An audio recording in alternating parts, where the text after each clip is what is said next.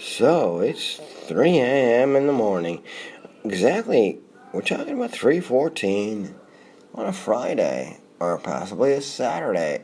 Actually, it's a Sunday in the morning. It's a preview to the show we're going to be doing tomorrow. We met a guy named Joe. He's a fucking Dublin guy. It was quite cool, actually. And, we had a few beverages and shit. We had fucking shit going on. We had some fucking drinks in a bar. Was like the fucking coldest ass motherfucking bar you ever want to fucking be in. Which is quite nice, actually. In July in Barcelona. Which is quite nice, man. Terrible drinks, but anyway. Amazing. Record. Okay, record. We're starting. Yeah.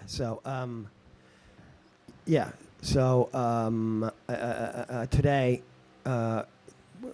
we'll circle back because when I'm talking about this will bring up what you just told me about. Okay, about let's somebody talking about how amazingly awesome the EU is and how unbelievable shit America is. Yeah. I agree with one of those things. Yeah, America's shit. Yeah, but I don't agree with the awesome EU thing. Neither The do I. European Central Bank just put the interest rate up by they call it 50 basis points. It's 0.5%, right? So which brings the percentage rate. When they talk about the percentage rate, they talk about the money that the European Central Bank, the interest rate that European Central Bank charges banks, and it's usually like the German National Bank or the Spanish National Bank, and then they charge. So what happens is the European Central Bank lends it to the Spanish National Bank. Right. I think anyway. It may actually go to the actual individual banks. I'm not quite sure. Okay. But the idea is like that the European Central Bank gives the money out and has been for the last 2 years at 0%. Right. So you borrow money, you just pay back the money. There's no interest. Yeah. And the banks borrow the money from them for 0 interest, and then they lend it to you at 5%. Okay. So the banks make money They make money off of free money. Right. Right? It's not so their money. this is the system that we have in place. Right. So the banks for the last and this is the interest rate has been like 0 or near 0 for the last 10 or 15 years from the European Central Bank, as well as the Federal Reserve in the United States. Right. And so now they've they've raised the interest rates, and they've raised the interest rates to combat inflation. And what that means is that they're making everybody's mortgage payments go up, their car payments go up, their credit card payments go up, all their interest payments are going up. Mm-hmm. So regular people don't have as much money to spend to put money into the economy from the bottom. So you don't go and buy that thing because you don't have as much money in your pocket. Yeah. So it slows the economy down, is what they say, right? Mm-hmm. But what it really is intended to do,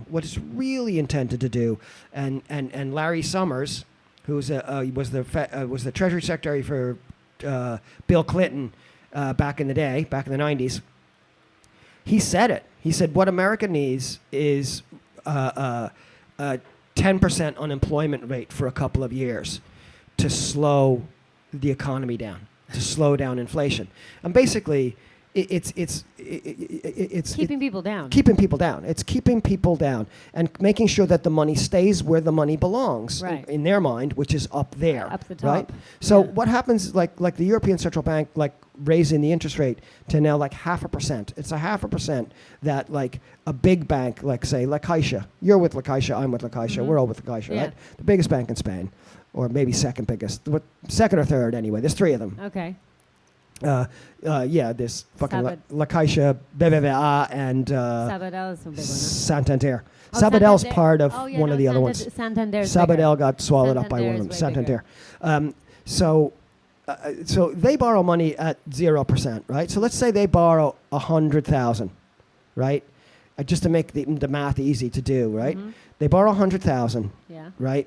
And they lend you 100,000, but they borrow 100,000 and they only have to pay back 100,000, right? They lend it to you. And I gotta pay You back. got to pay back 100,000 plus interest, and the interest is amortized Right. over 30 years. So if you buy a house, right? I'm talking about buying a house for 100,000, right? Okay. So if you buy a house for 100,000 over 30 years, and the bank bought the house with money they got for free, they only have to pay back that money. Right. then they loaned it to you. And if you have a 5.5% interest rate on a mortgage, after the 30 years, that's 360 payments, Right. you're going to wind up paying them back 204,000 euros. This is why banks have so much fucking money. Yeah. And this is why banks always have so much money. And this is why all the money gets concentrated up at the top. So when they're talking about what they're really afraid of when they talk about raising interest rates is they're afraid of like all the union activity that's been happening, all this sort of like, you know, like people like, you know, there's more the employment there's like, you know, jobs are more like employers have to compete more to get people to work for them, Right. So raise their workers wages. have more to Exactly. negotiate with. So what they're saying now is that the only way to combat inflation is to raise the interest rates. And this is the ECB doing this. The Fed did it in the U.S. like 2 weeks ago or a month ago, and then the ECB does it this week. And the woman at the head of the fucking ECB, you've got to put her and Klaus Schwab next to each other, because it's fucking Cruella de Vil and fucking Daddy Warbucks. And it's just like these people, like you have Klaus Schwab and Christine LaGarde. And Christine LaGarde, Google a picture of her. I'm going to put a picture of her up on the fucking thing when I post this up on YouTube, right? She looks like fucking Cruella de Vil. She looks like an evil fucking villain. And she is. And these are the people who have been in charge of what's going on for fucking ever. And you know, so what's happened now is because prices have gone up. And another thing, just one other thing I want to say about inflation. Speaking of Larry Summers, last year Larry Summers came out and said we've put too much money in the economy, which means in Larry Summers' language, we've given people who really were in the shit. We've given them like a little bit too much money. And what he's talking about was that $1,400 fucking stimulus check. Like that's what's fucked up the economy and created inflation. So we need to make those people's lives more miserable so they won't have any money to spend. So then the prices will come down because demand will come down. And yeah. But and people again, will have what less rights. what they really mean is they want the employers to be back in control, and the voices of the workers to be like stifled because they're so desperate for a fucking job that they'll take whatever job you're willing to give them and pay whatever you're willing to pay for them. That seems to be one of the effects of this pandemic that seemed to work in their favor. Workers' favor, or now because it's like, you know. Yeah, I mean, we have massive crises in Dublin Airport and in the airports in the UK because people don't want to go back and do those shitty jobs on those fucking shitty like precarious contracts that are like, you know, no security, no stability. It's like, no, give me a decent fucking job and I'll come and do it. Give me a decent job, pay me a decent wage, and I'll come and do it. And people are so like, you know, employers are feeling the pinch because this cuts into their profits. So now they get together with their fucking think tank economic guru buddies, and they come up with this idea that, okay, we have to fucking crush this movement, and we got to bring unemployment up so people are desperate for a fucking job just to feed their fucking families. And this is exactly what these fucking evil ghouls are doing right now. I mean, there were so many protests and strikes. This is perfect. This is so. Kill the buzz. It just fits right in. It's like, so, yeah, what are we going to do? I don't know, inflation? And like I said, Larry Summers is like the candy man. You know what I mean? He says inflation 3 times and whoa, there it is. Because all these fucking cunts in the fucking boardroom, you know, these CEOs and shit in the boardrooms. I mean, I read this fucking fantastic thing by a woman called Lindsay Owens. She's an economist. I think that's called the Groundworks Cooperative. She was like the fucking Elizabeth Warren's economic advisor, and she advised a couple of other people, like, you know, sort of progressive people in the States on economics. And like, she has this thing out there which she's done, like they've analyzed like the earnings calls from these big companies, and the CEOs are literally there bragging like, look, now's a great time because of the inflation, you know, people's awareness of inflation. Now is a great time to raise the price. The Applebee's dude. He did yeah. That. The Applebee's said dude. He fucked up and the email got out. Yeah. And it was unbelievable. And this is where they're at. So inflation is like, there may be some of the other things that they're telling you are the cause of inflation, like supply chain and the war in Ukraine and all that shit. But the vast majority of the fucking cause of inflation is profiteering and price gouging by big companies, because their profit calls and their earnings calls, like are like they're saying it themselves. I mean, this is this thing about Lindsay Owens. You should check her out, man. She did a thing on YouTube, like a 20-minute interview with her with some guy. I can't remember his name. I'll find it. I'll put it in the notes and shit. Like she's saying basically, look, these guys are like, they're not bashful about it when they're talking to their friends. I mean, if you watch any of the American business channels, they're fucking going profits off the fucking charts, man. It's great. Profits are up on last year, and last year was COVID, and they didn't suffer any losses in COVID. They're kind of coming up with this like, well, we've lost in COVID, and now we've got to make. They did not. No. They made money in COVID. They made money in COVID. You know, they consolidated in COVID, and now they're doing it again. And it's, I think it's fucking foolish on their part, because there's only so fucking far you can squeeze people. You know what I mean? There's a saying, I can't remember who, it's an old saying from wherever the fuck, but you know, a revolution is only 3 missed meals away. You know what I mean? Look at Sri Lanka. Exactly. Look at that. Exactly. How did that turn out? Was it a month and this all went to shit? Yeah, the whole fucking place is gone. A month. A month. Yeah. I mean, that could happen. I mean, you know, they say it won't happen in the U.S., but I mean, like, but you could have like a fucking actual revolution, that like that fucking clown show on January 6th, but you could have one for fucking real. If you have hungry people, who can't feed their fucking kids, and they have and can't, how, I don't know. I think if you squeeze people hard enough, you'll find out how fucking hard people can hit back. The problem is they've already set them into like this case of like this just state of hysteria already, that maybe they can't ride this out like they think they can. You know, you can't always steer something like that. I don't know, man. We can only find out. But I found that the ECB raising the interest rate today was like, I found that so fucking cynical. I mean, there's so many ways you could address this inflation problem that don't involve like beating up on the fucking people at the very bottom of the fucking of the society. You know, like for instance, you could go to all the fucking, if you can raise the interest rates, you can go to all the corporations and companies and say, listen, like, we're having a price fix for fucking 6 months. That's it. You can't fucking fire anybody, and you can't raise your prices for fucking 6 months or 8 months. And we'll see how quick fucking inflation stays around. I mean, I feel like since the financial crisis, like, what was it, 09? Everything. 08, 09, yeah. 09, or that time.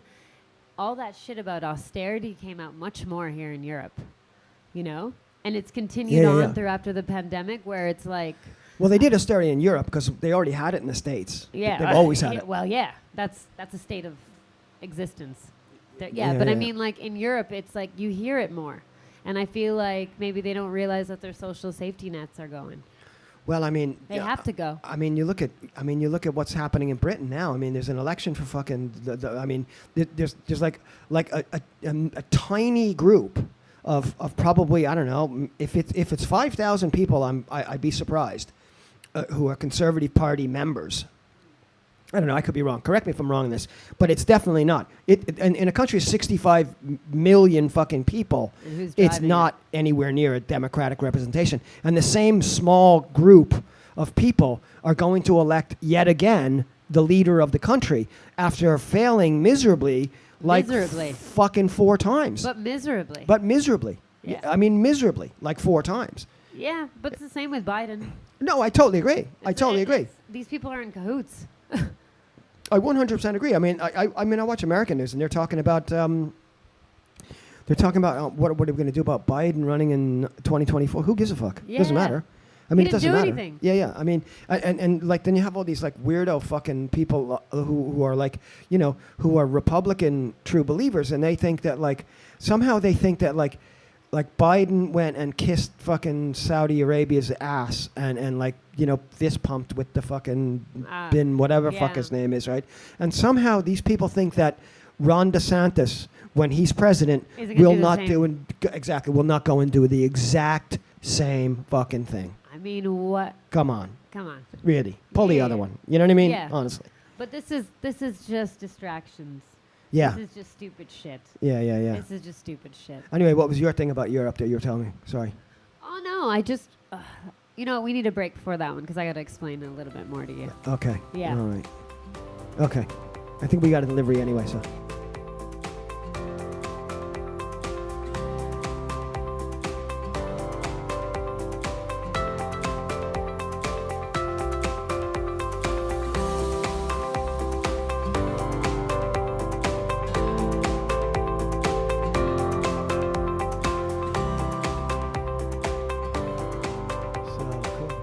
tell me your story. Sorry, I got a bit carried away because I saw that European Central Bank raised the interest rate thing right before I left the house, and I know raising the interest rate by the European Central Bank. I know the catastrophic down fucking things, and I was just pissed off. But anyway, you had a European story as well, so. No, I was having a chat with this guy who's from here. He's Catalan.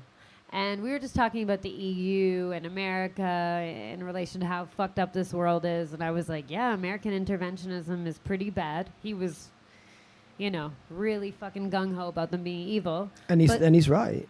Yeah, I agreed with this. Yeah. I just didn't think that he could totally negate every bad thing the EU has done or the countries involved in the EU and who are the driving force behind that. I was like, you're nuts. Yeah. It was so diluted. It was like we were jumping around from different conversations, and I was just like, you acknowledge there's globalization. You acknowledge that the same problems that are affecting us, affecting people who are Americans there and here, it's the same shit. Yep. And it's all economic. But it was this weird moralistic perspective he was coming from, thinking that the EU was good. Yeah, maybe he just feels like it makes him feel better to not be part of the thing that he thinks is really bad. Yeah. You know what I mean? Maybe. But to moralize and put somebody else down over it, I think is a bit, you're really pushing the boat out, man. I mean, he didn't make me change my mind. He just made me think he was a fucking idiot. I was just it was shocking to me because I was just I could see his whole demeanor, because we had this conversation for 2.5 hours, was getting angrier because I was whatever, it's it was whataboutism stuff, you know?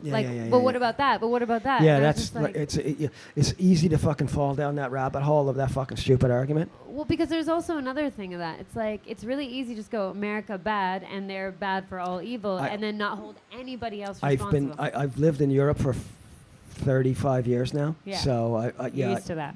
Well used to it. Yeah. Yeah, because I mean, in a pub in rural England, somebody coming up to me and talking about how fucked up American imperialism is, and I'm like, dude, sorry, I'm just gonna fucking. He's like, yeah, but that was years ago. I was like, well, was it really? Was it really? Do you know what I mean? I mean, this was probably in 2017. So it was 20 years ago. And he's like, no. Hang on a minute. You only gave up Hong Kong in 1997. Yeah. He's like, oh, well, Hong Kong, it wasn't real. I was like, yeah, listen, let's just not talk about it because, I get it. The U.S. has done some incredibly fucked up shit. Yeah. Over the fucking years. There's no question about it. Yeah. But the EU and the UK in particular have fucking held their hand the whole fucking way. Exactly, because I was thinking to myself, well, if you think they're so whatever, you guys have 27? How many nations are here in the EU? 20, it was 27, now it's 26. Okay, so, Unless they added something, they could have added, I don't know, fucking Transnistria or Moldova or some shit like that, just to fucking piss off the Russians. We took a little unscheduled break here because we had to let somebody in. There was a delivery guy outside, and we kind of cut it abruptly. So I thought I'd do this little segue, let everybody hear what's going on. It's a little bit of a Red October music in the background. So enjoy. We'll see you in a second.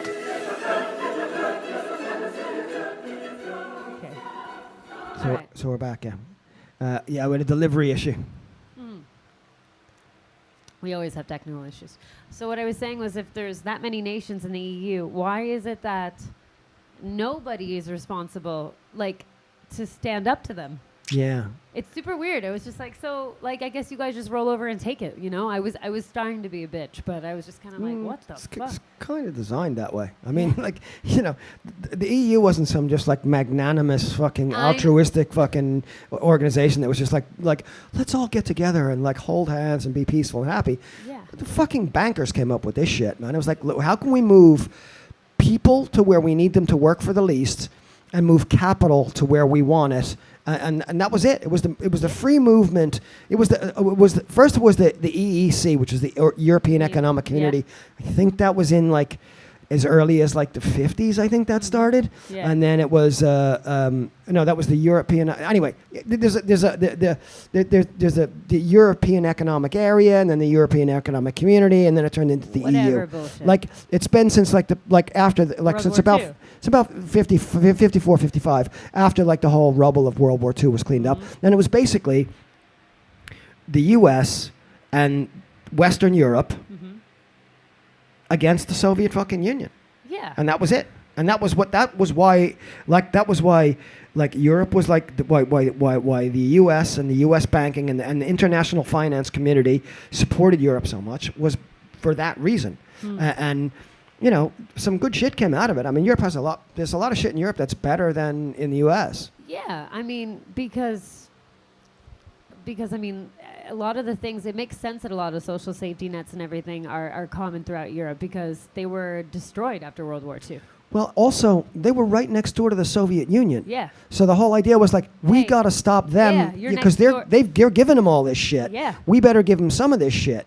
Yeah. That's exactly. Oh my God. That's exactly what it was about. Let them fuck around and give them some fucking healthcare and a bit of education. And there were huge and very, very, very fucking strong communist and socialist parties all over Europe. All over Europe. I mean, there was a CIA even before World War II. Even before World War II, and like after World War II in particular, in Italy and Greece. Right. I mean, the CIA had an operation called Operation Gladio, and they just like they sunk like millions of fucking dollars, and millions at that time translates to billions now, into like suppressing these movements and corrupting them fucking movements so that the right-wing governments could keep control in Italy and Greece.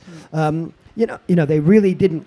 So, like all the social safety network shit that the guy was talking about, which makes Europe so amazing, those were all concessions. Yeah. To keep the fucking You're right next door. Yeah, to keep the fucking communists at bay. Yeah. That's what that was all about. They got a pool. You're gonna want a pool. I mean, exactly. So you know, they, you know, and then Europe, and then in the '90s, after the Soviet Union fell, in the '90s, like Europe just became this just massive fucking tax haven essentially, and it was like, you know, it was a business dream. It was a banker's fucking wet dream. They just, it was all about the money. It was all about, you know, consolidating financial power, and they've done it. You know, so what is Europe a better place to live in than the U.S.? Absolutely, because I live in fucking Europe, and it's by choice. I could live in the U.S. as well if I wanted to. Yeah. But it is a better place because there is a social safety net, and there is, you know, there is like education and healthcare and all that shit. But don't for a minute think that they gave you that shit because they wanted to give you that shit. And don't think that doesn't go away. Yeah. That shit can go away tomorrow. I mean, it is going away. It is going away. Yeah. I mean, they've been eating away. This is what's happened. The NHS. This is what Brexit is all about. Is turning like the UK, Britain, into its own little tax haven outside of the tax haven of fucking Europe, and using it to, you know, just to be able to do whatever the fuck you want in terms of money laundering and all that kind of shit. You know what I mean? And the NHS, they want to sell it off to like the private, the big multinational health conglomerates. I mean, they're already in the UK. Like companies like that company I was telling you about, Aramark. I worked for them. That was It's crazy. a catering company, so I know it because they handle catering for prisons and hospitals and all that kind of shit. But there's companies like that in every single sector ready to jump in and do the shit that government, like that used to be government fucking like good pensionable, good fucking jobs that you couldn't get fired from, that, you know, like, you know like Stability. It's stability. And to replace them with like short-term contract workers who you can treat like absolute shit. It's the fucking Weyland Yutani Corporation. I'm telling you, it's Weyland Yutani. We'll be out on the fucking moon Io, like fucking mining shit, and we'll find an alien fucking body, and it'll come to life, and the shit is that's gonna be the first fucking science fiction movie that actually comes true. It's Alien. It's Alien. Done. It's done. It's already done. Fuck the shit. It's in the can. You know what I mean? It's true. It wasn't a fucking science fiction movie at all. It was a prognostication of the future. Wow. You know, and I guess, it's not science fiction. I just like to just privatize. That's Europe's main goal, is just fucking privatize fucking everything. And this is what they do. They did it in Greece. They do it in everywhere. They have like the European Monetary Fund. Yeah. Like the European Central Bank and the European Monetary Fund, they go into these countries and they say, we'll give you a loan because you're fucked, because you got all these loans from the fucking German bank and blah, blah, blah, but you have to cut your fucking pensions in half. You have to like sell the post office off. You have to sell off the fucking the social services industry, because and then we're going to sell them piecemeal to our buddies, and they're all going to be privatized, and your citizens won't be able to afford them, and you'll be like pay to go, and it's just ridiculous, man. That's exactly what's happening. It's exactly what's happening in Greece. Yeah, it's happened. It's happened in Greece. Yeah. So this is the. I mean, I wish I'd have been here with that guy. I would have he probably would have fucking argued me out of it, because people like that you can't like explain to people like that that these are the fucking real things, man. It's fucking weird that he was so emotionally attached. I wanted to punch him in the face. I just don't think I mean like you could probably punch him in the face, but you'd only prove his point even more. I know. No. Agreed. I'm not going to do it. Yeah. But I would have liked to watch you punch him in his face. I really did, because I was like, hold on a second. I was like, I'm not talking about you. I'm like, you have the least to do with this as a person. But I was just saying, like, I was trying to explain to him that, like, you believe, he's like, we at least respect human rights. And I was like, but you have, like, it's like what we talk about. You have your phone. Please. That phone should cost what? For $14,000. That's what we talked about, yeah, right? Yeah. But because you believe in human rights here and it's fine here, you're cool with that kid and fucking you got it for free. Yeah. On your phone bill. Yeah. Yeah. Yeah. So that you pay into some other corporate. I mean, it's all fucking. I was just saying. Some kid in Bangladesh made it for nothing. Yeah. Yeah. Well, with his like fucking blood, sweat, and maybe his fingers, whoever knows. I don't know. Yeah. And the company that sold it to your phone company made whatever the fuck, but it's not even about they don't pay taxes. It's not even about the money they make on these fucking devices anymore. It's about what they can sell you with the device. You know what I mean? It's just like, it's just having you connected to the fucking network. It's like Skynet. Now I'm referencing to. I'm all over the fucking sci-fi movies from the 80s and 90s, man. Like it's like Skynet. Yeah. Because when I said that to him, he was like, "That's bullshit. I'm not responsible for that." I'm like, "No, you're not." But you live in a society where the people who are controlling things, they are responsible for that. Yeah, and I mean, if you don't want to open your eyes to it, I was like, fine. But again, it's down to this like other thing that we talk about all the time, like in terms of like people, like it's a, like you probably both agreed on like the vast majority of shit, but it was like a divide and conquer thing. He's better than you. You know what I mean? Like, but it was like. But the thing that pissed me off the most is like to be so attached to something, and I really don't like people who aren't like critical of themselves or where they're coming from or their viewpoints, because I'm like, how do you know it stands up to anything? Like just like, this is right. I'm the best. I was just like weirded out by it, and I was also like, why are you so emotionally attached to the EU? Like, what the fuck do they do for me? Like they don't even like fucking. Imagine going to a football match and go EU. Like, ew. Yeah. It was like, a weird personal. I mean, yeah. Like, and I just kind of thought, wow, like he's so gassed up. This is a dude who's just like, he doesn't care about anything. He doesn't give a fuck. He doesn't do anything. But I think it's a thing that people need to feel better. Like I lived in Europe I've lived in Europe for like 35 years now. Yeah. As an American, and I'm a tad outspoken, and I've have people like come up to me and say shit about how fucked up America is, and I'm like, you're right. Yeah. You are right, but like, don't come at me from a fucking position of fucking superiority, because you're part of the fucking European Union, and that's fucked up too. What about wars? What about I'm sorry, but what about fucking NATO, which Europe is most definitely a fucking part of? Like, don't you sell weapons? Yeah, doesn't your country sell weapons? Doesn't France make a fucking thing called the Typhoon fighter jet, or you know what I mean, or the fucking no? It's got a fucking sexy French name. I can't remember the name of the fucking thing. Like a. No, it was so pompous. Like it's just like, you piece of shit. Yeah, don't come. Yeah, I was like, sit down. Shut up. Yeah. But he lost it. Like he literally near the end, and then I got mad, and then I got personal. I was like, I'm not gonna lie, like. Europeans are really shitty at this as well. I mean, like, and I was trying to explain to him that, at the beginning of the 20th century, most European empires were kind of declining. They were in bits. Except for England. They were still pumping. Yeah. Then they got, and then the cousin thing happened. The German cousin and the Russian cousin got into a fucking fight. Yeah. The German cousin, the Russian cousin, and the Austrian cousin. They all got into a fight, and it turned into fucking World War I. Yeah. And it was the cousin fight and the Russian cousin. They were all cousins. And let's be real, like the U.S. gets all the credit for winning World War II. We talk about this, but like, please. For Europeans, I mean, their countries were devastated, destroyed. no infrastructure. So, Destroyed. like, where were they? Who was going to come on top? Of course, the people who came in the end and wrote in were like, yeah, we won. I mean, like, And America was making more money. I mean, I think they tripled or quadrupled their economy. I've said this like a million times. The Americans, like to take credit. Like the sort of the popular mythology is that the Americans came in and won both the First World War and the Second World War, but they came in at the very end. And in the First World War, it didn't really make much difference. They tried to do the League of Nations. They tried to do the United Nations the first time, and they were like, nah, nothing really fucking, because actually nothing really happened in the First World War. Like fucking loads of people died, but nothing happened. But in the Second World War, the U.S. came in at the end, after the Soviets had the Soviets sacrificed 27 million fucking people. And I mean, America's got a really good game of fighting the war away from home. Yeah, exactly. So you had two. So your entire infrastructure was not only not devastated, but actually built up because you had to produce war equipment. So it was easy to turn that in. And that was where the great, the baby boom and all that shit and all that, the decades of prosperity, the 50s and the 60s in the U.S., that's where that came about. And the 50s and 60s were these decades of great progress and, great, social progress, like working class. Why? Well, Because for white kids brings- anyway, for white families anyway. Working class sort of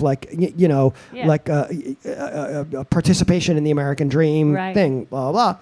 But then as soon as Europe and Japan got rebuilt and could start manufacturing shit, that's when America started to go down. The American manufacturers started to go down. Why, real competition? Because they had competition. American capitalism hates competition. I know. Isn't that funny? Hates competition. Isn't that It funny? absolutely hates competition. So, yeah, it's an interesting conversation. I wish I'd been here when the guy was we should get him on the show. This is where it got me pissed off. I was just like, I'm not trying to be a bitch, but I'm like, you enjoy. I mean, you had your little fucking tentacles. I was saying them in South America and shit, and I'm like, you guys still reap the benefits of that. You still do. Even now. Yeah. If you call fucking Movistar, if you have a problem with your phone, Movistar, you call Movistar, and you could be talking to somebody in fucking Venezuela or Chile or Peru. They farm out all that business. They're not colonies anymore, but they were fucking colonies. Yeah, and they treat them like that. And they do treat them like that. Yeah. And so to me, it was just you guys you fucked up with World War II, and you can't do it. You couldn't do it. Yeah. They were on their way to doing it. I mean. Yeah, I mean. But also, it's capitalism. It's it's not. And I don't think it's any more about nationalism. And in that sense, it's it's such a big monster that it eats itself. No, capitalism has no country. Yeah. So it was just really funny because I was the same people who do it there are doing it here. It doesn't matter. And they literally are the same people. That's why sometimes I think people are kind of stupid if they're have a lot of pride and nationalism. I'm you should be proud of where you come from, your culture. I can get that. I can get being proud of being Catalan and having pride in Catalan culture and all that kind of shit. But to be proud of being from the EU? Yeah. It was weird. What the fuck? Yeah. I mean, or even Spanish, but the EU is it's just a hodgepodge of countries that were put together to basically, to shore up the bankers' ability to fucking steal from everybody. No, in his mind, it was the superhero team got together, and I was no, what I don't the fucking fuck? buy that at all. It was just offensive because especially not being European, sometimes I'm good for you. I mean, this is the thing that's sold to people, which is why it was so easy to sell that anybody who voted for Brexit was a fucking knuckle-dragging fucking mouth breather. No. But lots of fucking really fucking smart intellectual fucking left people, Jeremy Corbyn was anti-Europe because and he objected to the things about Europe that I was saying, it turned every country into basically a vassal state of Germany and France. Yeah, you're giving out the loans. Yeah, and all the money came from there and went up to there. Yeah. So all the smaller countries were fucked. And it was suddenly you have a European bureaucracy telling you what to do. And that was Jeremy Corbyn's point. Now, there were, like I said, there's some fucking really good shit about the European Union. Human rights in Europe. Yeah. Great. Yeah, but I caveated that with in Europe. Yeah. Once you're in a European country, it's great. Yeah. But but and most of the countries have like third level of education, health care, a social welfare system, some degree of housing or housing subsidy, children's allowance. They take care of, like there's all kinds of stuff like that. For workers. For the workers and for the people at the lower ends. But that only came as a fucking concession. Yeah. To keep the fucking communists from taking over. So I get, like, great. You got a hard on for the great. Yeah, I just don't understand. I think like making people who like voted against Britain, against Europe in Brexit, like making them all out to be fucking morons. I think it was a bit disingenuous, and I think people took advantage of sentiments that were, there were some racist sentiments involved, but most certainly to go on this fucking run that everything about Europe is fucking fantastic is just ridiculous. Because Europe has like many, many, many faults. Many. I mean, the only good thing about it is the fucking, for us regular fucking people, is free movement. I guess. Yeah. Yeah. Free movement and but like free movement was always free movement of capital first. It was always free movement of capital. So you gotta go get your money, right? No tariffs, no. So you could produce your shit there and bring it here and sell it for whatever, and pay your workers down here whatever and sell it up there for whatever. You know what I mean? It was always about that kind of dynamic, and that was a bad part of Europe. And I think I said this last week. Last time we talked kind of about politics and shit was, I don't think Britain should have left the EU. I think Britain should have stayed in. I just think that the Labour Party should have been more. They should have used their fucking weight to like move some shit, Yeah, I think the British left should have been fucking stronger. Yeah. And not just fucking capitulated so easily to that bullshit about Jeremy Corbyn being a fucking Semite. All the bad shit the people are going to feel, nobody else. Exactly. Nobody else. Exactly. It is of no difference or no consequence to people. And it's kind of fucked up the argument in now that anybody sort of brings up any of the bad shit about Europe is now tarred with the brush of being one of those knuckle dragging mouth breathers from the north of England. Right. And that was not as an offense to anybody from the north of England, because I agree with like 90% of what you're saying about the fucking EU thing. I just don't agree with the fucking racism shit. Yeah. Right? But like I understand what the fucking EU is about, because the EU concentrated all the fucking money that it put into Britain in London, and it told the north of England and the rest of England to fuck off. Yeah. And they treat them like that. Yeah, and they treat every country like that. So they do the big capital cities, and then they treat everybody else like shit. But like literally not human. Not human, yeah. So and they purposefully, honestly, educate their people in a way. I don't know. Whenever you meet British people and they're talking about shit, you're like, what? I don't know if you know what happened. Yeah, I mean, I've said this before, but the same thing about like the so-called Trump people in America. I lived in upstate New York, right? Yeah. And upstate New York is Trump country, like where I lived anyway. The district I live in has always had a Republican representative. Okay. Because it's mostly rural. Like I don't fall, like there's like Buffalo, Rochester, and Syracuse, and I fall outside of that in the town that I lived in. Mm-hmm. So it's there's like 5 congressional districts in upstate New York, and I think mine was like 24 or District 24. What the fuck? Always Republican. But they did the same thing with the people who were like, the people who eventually voted for Trump, because a lot of them were like not fucking racist. A lot of them had voted for Barack Obama twice. Because they were promised something that like some shit was going to change, and nothing changed. You know what I mean? And then they voted for Trump out of like fucking frustration, which is exactly, I think. I mean, I'm not British. I'm not from outside of London. Why they did Brexit. But I think that's why they did Brexit. I think that's what that was about. It was like frustration with like this like this whole EU mentality, and it was all about money, and it was all about fucking financialization, and it was destroying regular people's lives. This neoliberal fucking project, and that is exactly what people were rebelling against when they voted for Trump. Yeah. And exactly what they were voting for when they voted for Brexit, I think. Anyway, I think it was just like everything has to stop. You're talking bullshit. You know what I mean? It was like they just wanted whatever wasn't happening right now. Pretty much, yeah. They just wanted to fucking throw a fucking, like a fucking Even petrol the vote bomb. for Biden was not Trump. Exactly. And Doesn't work. No, it doesn't work. Like Trump didn't work. Because the next vote will be for not Biden. Yeah. And you'll get somebody who's just like equally Like as Biden, fucking shit. Who's also like Trump. Yeah. Who's also It'd be like Ron DeSantis and who the fuck knows, man. he seems like he's coming out. He's a fucking moron. Yeah, he is. Perfect. Do you know what I mean? And like, well, yeah, perfect. Yeah. Perfect. Yeah. I mean, you know, and not only is he a moron, but he's like craven. He doesn't give a shit about anybody. Like anybody who thinks that Ron DeSantis cares about you. Yeah, but he cares so much about himself. It's enough. Yeah. I mean, well, that's a politician. Yeah. Yeah. That is it. Yeah, he's a very rare politician. Yeah, you gotta have hubris out the wazoo. He's a very rare politician that isn't a complete narcissist. So yeah. Anyway. Well. All right, darling. All right. We taking a break or we done? Take a quick break and then we'll do Say bye. Yeah. All right. Okay. Yeah. Wow, that was good. I mean, like I had like two very calm shows before this one. Yeah. It's very relaxed, and I just got it all out today. I got it built up. You know what I mean? Yeah, it's got to come out. Yeah, it's got to come out. You know what I mean? Anyway. Alrighty. Yeah. So the cops are doing something out here on the street. We better fucking get off the radio Yeah, that's before weird. they have us fucking Coming taking to you it live. No, live from fucking like. No. As the man beats us down. Yeah, they're coming through the doors. Right. I'll see you next week, hon. Bye-bye. Bye.